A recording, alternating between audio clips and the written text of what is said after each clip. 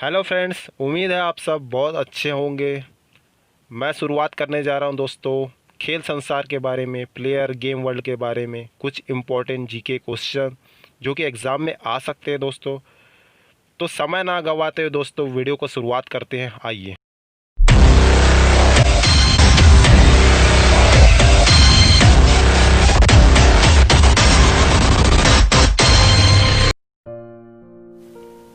Olympic के किसी स्पर्धा के फाइनल तक पहुंचने वाली प्रथम भारतीय महिला कौन है?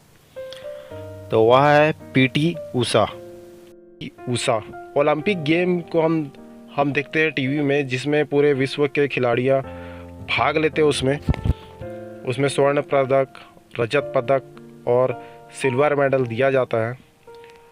वह स्पर्धा शुरुआत हुआ था एथेंस ग्रीस से शुरुआत हुई थी उसकी सबसे पहले समर ओलंपिक्स 1896। यह भी एग्ज़ाम में पूछा जाता है दोस्तों कि ओलंपिक गेम्स सबसे पहले किस देश में शुरुआत हुआ था, तो वह एथेंस ग्रीस में शुरुआत हुआ था 1896 समर ओलंपिक में। और उस ओलंपिक गेम तक फाइनल तक पहुंचने वाली प्रथम भारतीय महिला जो थी वह पीटी उषा थी। किसी खेल कूद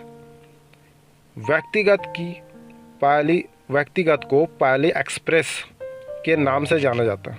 तो वह कौन है जिसे हम पायली एक्सप्रेस के नाम से जानते हैं? तो वह है पीटी उषा को हम पायली एक्सप्रेस के नाम से जानते हैं। वह कौन सा खिलाड़ी है जिसने क्रिकेट एवं हॉकी में भारत का प्रतिनिधित्व किया? तो वह थे MJ गोपालन। टू हेल विथ हॉकी नामक पुस्तक की रचना किस हॉकी खिलाड़ी ने की है? टू हेल विथ हॉकी जो बुक है उसकी रचना किस हॉकी खिलाड़ी ने की है? तो वह असलम शेर खान ने। किसी भी विश्व चैंपियन में पदक जीतने वाली पहली भारतीय एथलीट कौन है? तो वह है अंजू बॉबी जॉर्ज। भूटान का राष्ट्रीय खेल क्या है? जैसे हमारा भारत का राष्ट्रीय खेल है हॉकी, वैसे भूटान का राष्ट्रीय खेल है तीरंदाजी।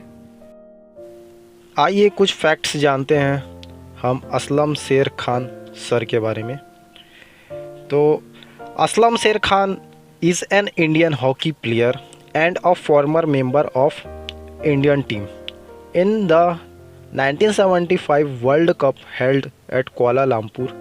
Aslam Sher Khan helped India hockey team to win gold medal. तो ये कह रहा है कि 1975 में जो वर्ल्ड कप कुआलालंपुर में हुआ था उसमें इंडिया टीम को गोल्ड मेडल जिताने में उनका बहुत बड़ा योगदान था। He was also a member of the Indian team who participated in 1976 summer Olympics. वह मेंबर भी थे इंडियन टीम के जो समर ओलंपिक्स खेला गया था 1976 में। इनका जन्म 15 जुलाई 1953 में हुआ था। मध्य प्रदेश में इनका जन्म हुआ है। इनकी हाइट है 1.63 मीटर। वेट इनका 76 है। पेरेंट्स का नाम है Ahmad Khan and Ahmadi. He authored an autobiography To Hell with Hockey. इन्होंने To Hell with Hockey book को लिखा है। और नेक्स्ट है हमारा Lakshmi Bai National Institute of Physical Education कहाँ स्थित है? तो वह है ग्वालियर में। एशियाई खेल का नामकरण किसने किया था? जैसे ओलंपिक गेम्स होते हैं वैसे एशियन गेम्स होते हैं। एशियाई खेल का नामकरण किसने किया था? तो वह थे Jawaharlal Nehru.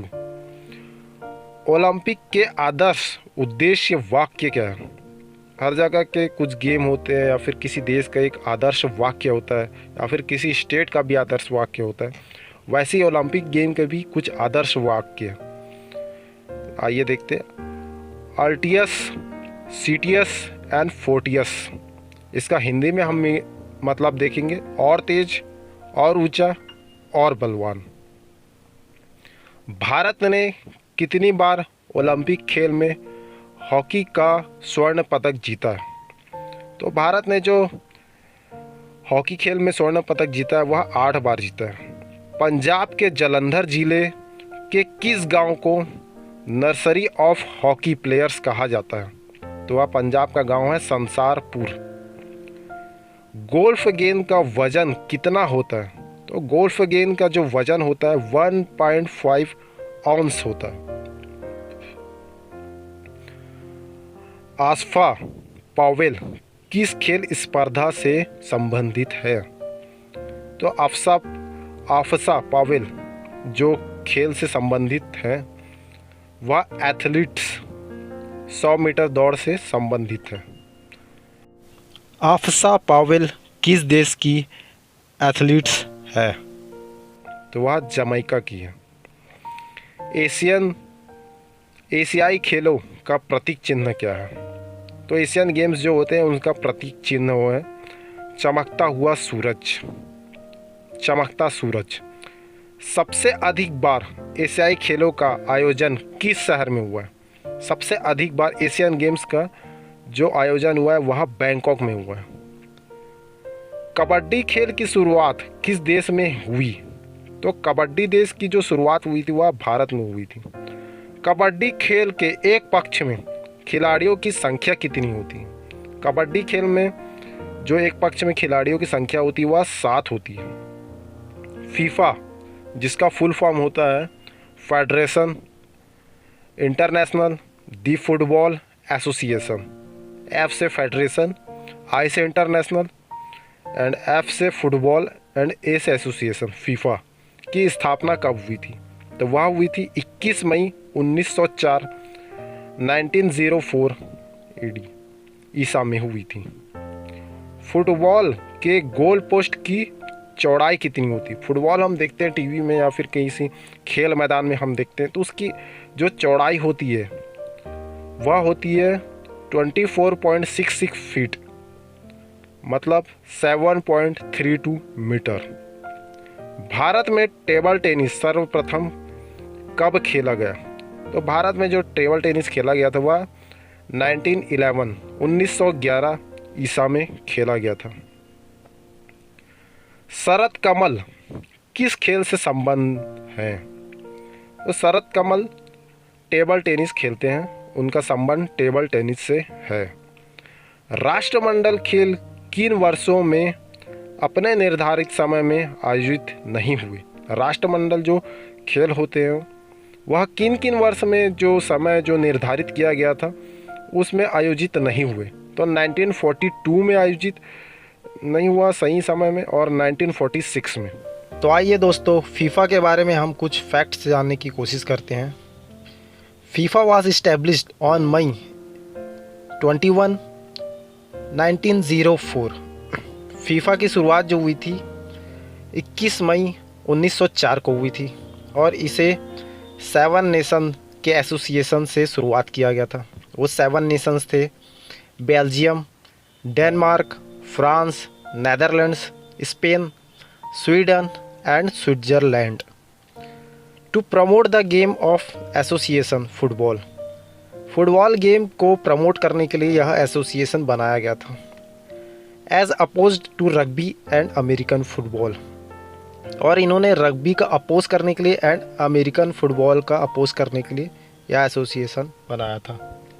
To foster friendly relation among nation association confederation. 7 nation के फ्रेंडली रिलेशनशिप्स को बढ़ाने के लिए यह एसोसिएशन बनाया गया था। Who was the first president of FIFA? तो रॉबर्ट गुरिन जो कि फर्स्ट प्रेसिडेंट थे फीफा के।